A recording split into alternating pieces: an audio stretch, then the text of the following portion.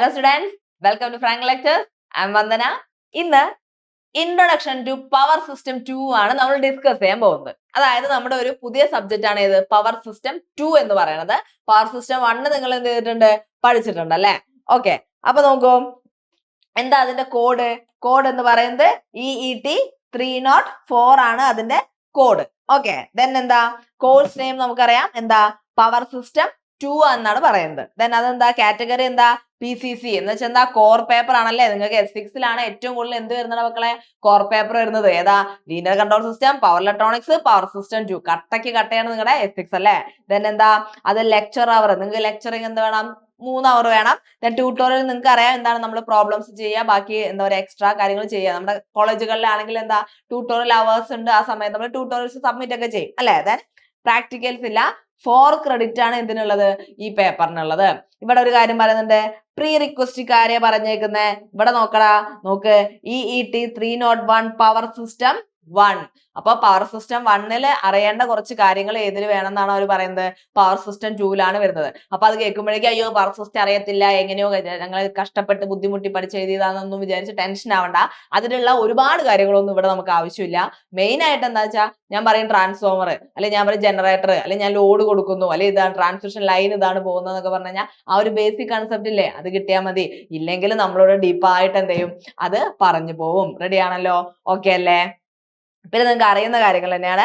Mark distribution വരുന്നത് എത്രയാ, total എത്രയാണ് നമുക്ക് 150 മാർക്കില് എത്രയാണ് 50 മാർക്ക് എന്ന് പറഞ്ഞാൽ നമ്മുടെ ഇന്റേണൽ മാർക്കാണ്. പവർ സിസ്റ്റം 2 എന്ന് പറയുന്നത് അത്ര സിമ്പിൾ ഒരു സബ്ജക്റ്റ് ആണെന്ന് ഞാൻ പറയത്തില്ല, അതുകൊണ്ട് ഇന്റേണൽ മാർക്ക് വാങ്ങേണ്ടത് നിർബന്ധമാണ്. ഓക്കെ ആണല്ലോ? അടുത്താണ് ഏതാണ് നമ്മുടെ എക്സ്റ്റേണൽ മാർക്ക്. എക്സ്റ്റേണൽ മാർക്ക് 100 ഉണ്ടാവുക. അങ്ങനെ ടോട്ടൽ 3 അവറിന്റെ എക്സാം ആണ്. 100 മാർക്കിന് 3 അവറിന്റെ എക്സാം അല്ലെ, നമുക്കറിയാം.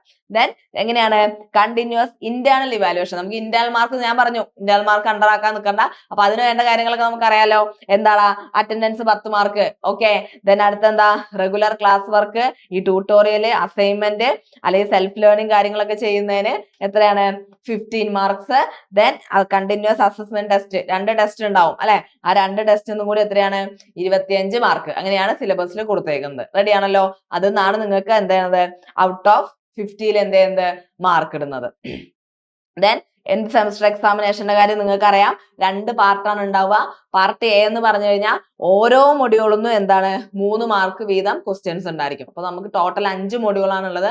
5 × 2 അവിടെ എത്ര വന്നു, അവിടെ 10 ക്വസ്റ്റ്യൻ എന്ത് വന്നു. 10 ക്വസ്റ്റ്യൻ 3 മാർക്കിന് എന്ത് ചെയ്തു നമുക്ക് കിട്ടി. അതേപോലെ തന്നെ അടുത്ത പാർട്ട് ബിയിൽ എത്രയാ, പാർട്ട് ബിയിൽ ഒരു മൊഡ്യൂളിൽ തന്നെ എന്ത് വരും, ഓർ ക്വസ്റ്റ്യൻ ആയിട്ട് എന്ത് ചെയ്തിട്ടുണ്ടാവും, 2 ക്വസ്റ്റ്യൻസ് ഉണ്ടാവും. അങ്ങനെ എന്തുണ്ടാവും നമുക്ക് അവിടെ അവിടെ എന്താണ് ഓരോ മൊഡ്യൂളിനും എന്താണ് ക്വസ്റ്റ്യൻസ് ഉണ്ടായിരിക്കും. അതിൽ each question can have maximum 2 sub division. എന്ന് വെച്ചാൽ 14 മാർക്കിന്റെ ആണ് വരുന്നതെങ്കിൽ 7 കൊടുക്കാം, 8 6 കൊടുക്കാം. നിങ്ങൾക്ക് അറിയുന്നതാണ്, നിങ്ങൾ S6 ആണല്ലോ. അപ്പൊ അങ്ങനെ ടോട്ടൽ എത്ര മാർക്കിന് കിട്ടും നമുക്ക്, 100 മാർക്കിനാണ് നമ്മൾ എക്സ്റ്റേണൽ എക്സാമിനേഷൻ എഴുതാം. ക്ലിയർ ആണല്ലോ? ഇതൊക്കെ നിങ്ങൾക്ക് അറിയുന്ന കാര്യങ്ങളാണ്. നമുക്ക് അറിയേണ്ടത് എന്താണ്, നമ്മുടെ സബ്ജക്റ്റിനെ പറ്റിയാണ് അല്ലെ. നമ്മൾ പവർ സിസ്റ്റം 1 പഠിച്ചു. ഇനി നമ്മൾ ഏതിലേക്ക് പോവാണ്, പവർ സിസ്റ്റം 2 പോവാണ്. KGF 1 കഴിഞ്ഞ് KGF 2, ബാഹുബലി 1 ബാഹുബലി 2 എന്നൊക്കെ പറഞ്ഞ പോലെ അല്ലെ. അതായത് ഈ പവർ സിസ്റ്റം 2 മറ്റൊരു പേരെന്ന് പറയുന്നത് ശരിക്കും പവർ സിസ്റ്റം അനാലിസിസ് ആണ്.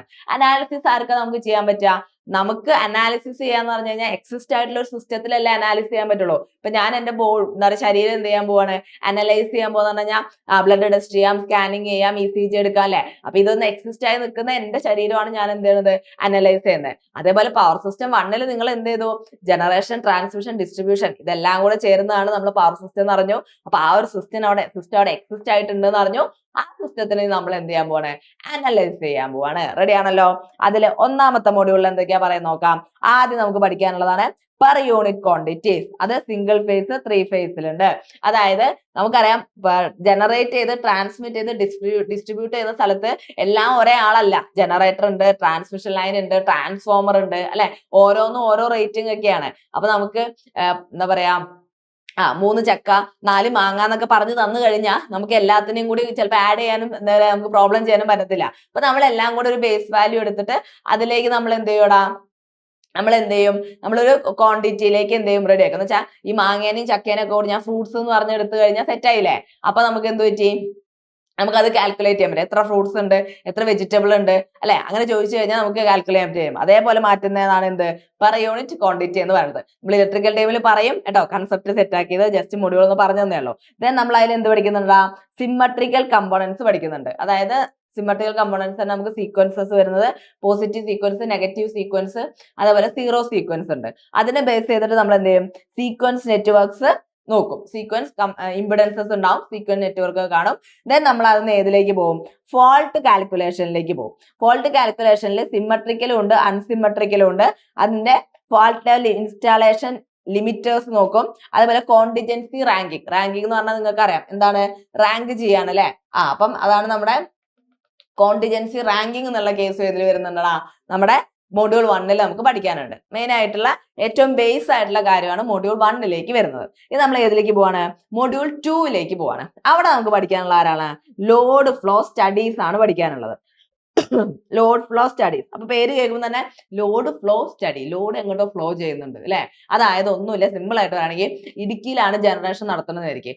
ലോഡ് ഞാൻ കൊടുക്കുന്നത് എവിടെയാണ്, നമ്മുടെ ലോഡ് കിടക്കുന്നത് എറണാകുളത്താണെന്ന് വിചാരിക്കും. അപ്പം എന്ത് പറ്റി, ചിലപ്പോൾ എന്ത് പറ്റി, നമുക്ക് എറണാകുളത്ത് ലോഡ് അധികം വേണ്ട, ചിലപ്പോൾ ലോഡ് കൂടുതൽ വേണ്ടത് ട്രിവാൻഡ്രത്താണ്. അപ്പൊ അങ്ങനത്തെ കേസ് വരുന്ന സമയത്ത് ഇടുക്കിയിൽ നിന്ന് എറണാകുളം പോയി അത് തിരുവനന്തപുരം എത്തുന്നതിനേക്കാൾ നല്ലതാണോ, അല്ലെങ്കിൽ ട്രിവാൻഡ്രം തന്നെ നമ്മളൊരു ജനറേഷൻ സ്റ്റേഷൻ തുടങ്ങിയിട്ട് അവിടെ നിന്ന് കൊടുക്കുന്നതാണോ? അപ്പൊ ആ ലോഡ് ഫ്ലോ എങ്ങനെയാണ്, അതിന്റെ കാര്യങ്ങൾ പഠിക്കുന്നതാണ് ഇത് നമ്മുടെ ലോഡ് ഫ്ലോ സ്റ്റഡീസ് എന്ന് പറയുന്നത്. അപ്പൊ അതിനുവേണ്ടി നമുക്ക് 2-3 മെത്തേഡ്സ് ഉണ്ട്. ആ മെത്തേഡ്സ് ആണ്, ഒന്ന് ഗോസ്-സിഡൽ മെത്തേഡ്, പിന്നെ ഒന്ന് ന്യൂട്ടൺ റാപ്സൺ മെത്തേഡ്, പിന്നൊന്ന് ഫാൾസ് ഡീകപ്പിൾഡ് മെത്തേഡ് കേട്ടോ. 2 ഇറ്ററേഷൻസ്, ഇത് 2 ഇറ്ററേഷൻസ് വെച്ചിട്ടാണ്. പിന്നെ അതിന്റെ എന്താണ് ടൈപ്സ്, നെറ്റ്വർക്ക് മോഡൽ ഫോർമുലേഷൻ വേണം, അഡ്മിറ്റൻസ് മെട്രിക്സ്.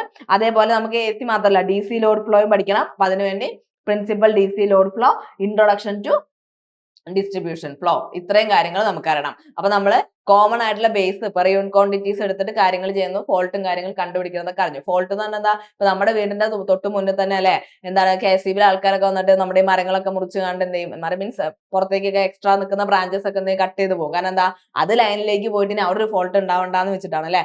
അപ്പൊ അതൊക്കെ നമുക്ക് എന്ത് ചെയ്യണം, ഈ സബ്ജക്റ്റിൽ നമ്മൾ പഠിക്കുന്നതാണ് കേട്ടോ. അപ്പൊ മൊഡ്യൂൾ 2 കഴിഞ്ഞു. ദെൻ നമുക്ക് എന്ത് ചെയ്യണം, മൊഡ്യൂൾ 3 വരാം. അപ്പൊ ഈ ലോഡ് ഫ്ലോ അനാലിസിസ് ഒക്കെ നടക്കുന്ന സമയത്ത് നമുക്ക് സ്റ്റേബിൾ ആവണം അല്ലെ, സ്റ്റെബിലിറ്റിനെ അത് ബാധിക്കാൻ പാടില്ല.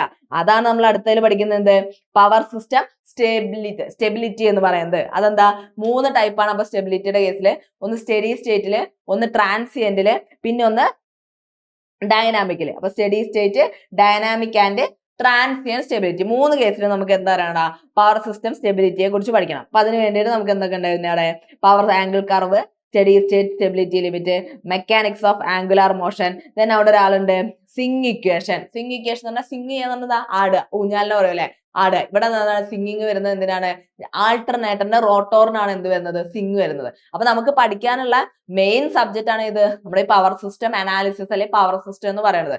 അതേപോലെ തന്നെയുള്ള ഘടാഘടിയനായിട്ടുള്ള ആളാണ് ആര്, നമ്മുടെ മെഷീൻസ് എന്ന് പറയുന്നത് അല്ലെ.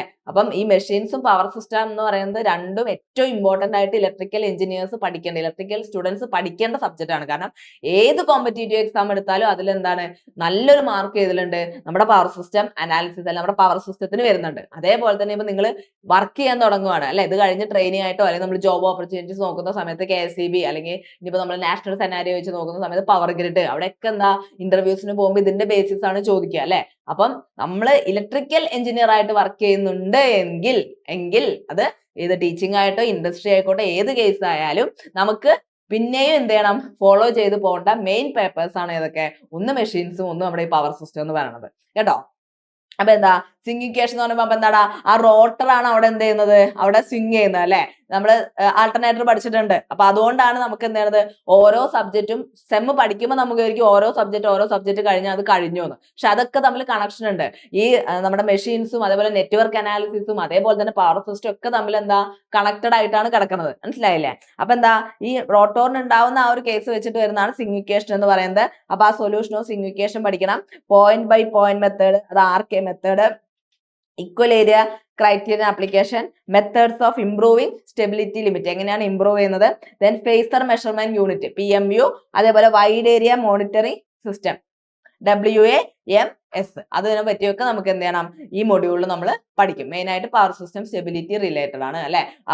റോട്ടർ കറന്ന് ലോഡ് കൊടുക്കുന്ന അനുസരിച്ച് കറങ്ങാന്ന് പറഞ്ഞാൽ തന്നെ സ്റ്റെബിലിറ്റി പോവാന്നല്ലേ. അപ്പൊ അത് നമുക്ക് എന്താണ്, സ്റ്റേബിൾ ആയിട്ട് നമുക്ക് എന്ത് കിട്ടണം, ഔട്ട്പുട്ട് കിട്ടണം. റെഡി ആണല്ലോ.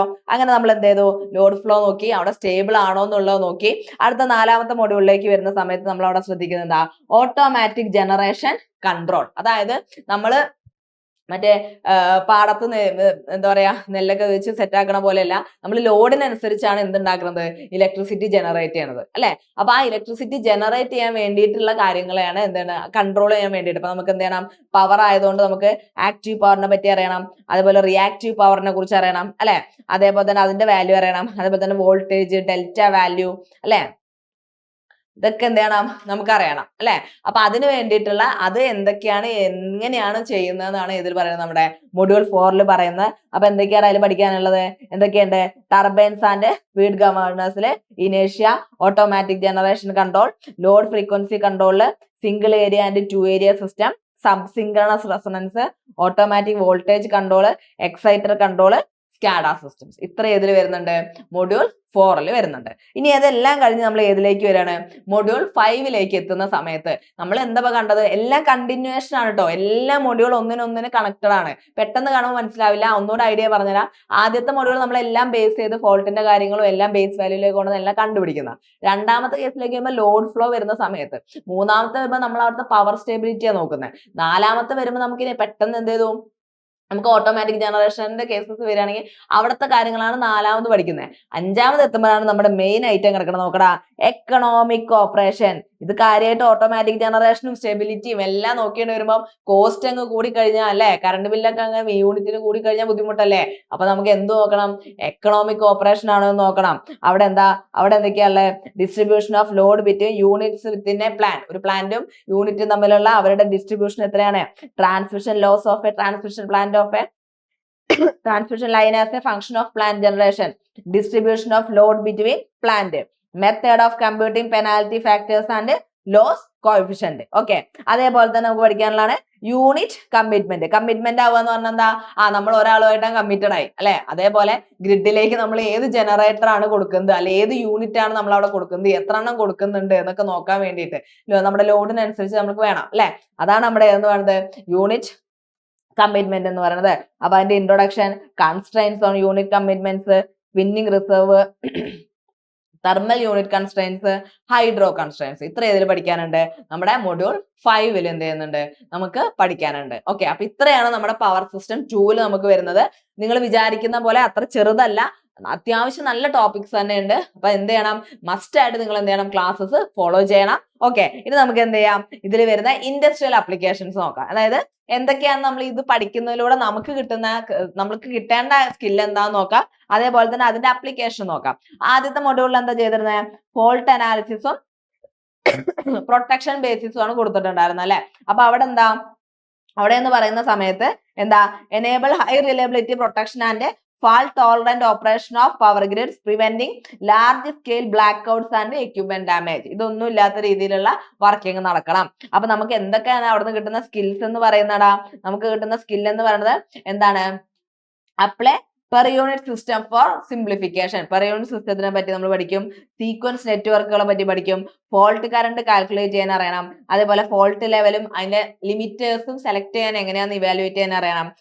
പിന്നെന്താ, ഇവാലുവേറ്റ് സിസ്റ്റം സെക്യൂരിറ്റി വയ കോണ്ടിജൻസി റാങ്കിങ്, അവർ തമ്മിലുള്ള കേസസ് അറിയണം. ഓക്കെ, ദെൻ 2ാമത്തെ മൊഡ്യൂളിലേക്ക് പോകുന്ന സമയത്ത് എന്താടാ, നമുക്ക് ലോഡ് ഫ്ലോ അനാലിസിസ് ആണ് അല്ലെ. അതെവിടെ കിടക്കുന്നത്, അതിലെന്താ മെയിൻ ആയിട്ട് industry application, essential floor planning and optimising power system operation.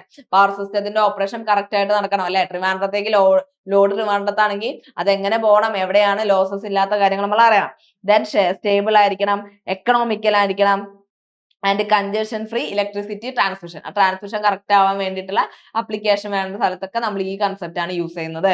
അപ്പൊ ഒരു നെറ്റ്വർക്ക് മോഡലിനെ നമുക്ക് അതിന് വേണ്ടി ഫോർമുലേറ്റ് ചെയ്യണം. അതേപോലെ ഗോസിഡൽ മെത്തേഡ്, ഫാസ്റ്റ് ഡീകപ്പിൾഡ് മെത്തേഡ്, അതേപോലെ ന്യൂട്ടൺ റാഫ്സൺ മെത്തേഡ്, അതേപോലെ ഇനി എന്തുണ്ട്, DC പവർ ഫ്ലോനെ അനലൈസ് ചെയ്യുന്നത്, interrupt distribution load flow results, ഇതൊക്കെ നമുക്ക് ഏതെന്ന് കിട്ടും, നമുക്ക് ഏതെന്ന് കിട്ടും, ഒരു ലോഡ് ഫ്ലോ സ്റ്റഡീസിന്റെ കേസ് പഠിക്കുന്ന സമയത്ത് നമുക്ക് അക്യൂർ ചെയ്യാൻ പറ്റും.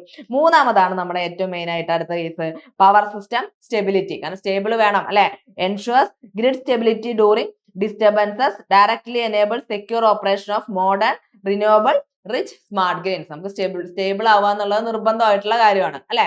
അപ്പം ഇത് പഠിക്കുന്നതോടുകൂടി നമുക്ക് എന്താ കിട്ടും, എന്താണ് ഡിഫറെന്റ് ടൈപ്സ് ഓഫ് സ്റ്റെബിലിറ്റി എങ്ങനെയാണ് ഇവാലുവേറ്റ് ചെയ്യുക, അവിടെ സിങ് ഇക്വേഷൻ എങ്ങനെയാണ് സോൾവ് ചെയ്യുക, ദെൻ എന്തിനാ സോൾവ് ചെയ്യുന്നത്, സോൾവ് ചെയ്തിട്ടാണ് നമുക്ക് സ്റ്റെബിലിറ്റിന്റെ സ്റ്റേബിൾ ആയിട്ട് നിൽക്കണമെന്നുള്ളതൊക്കെ എന്താണ് അവിടേക്ക് അപ്ലൈ ചെയ്യാന്.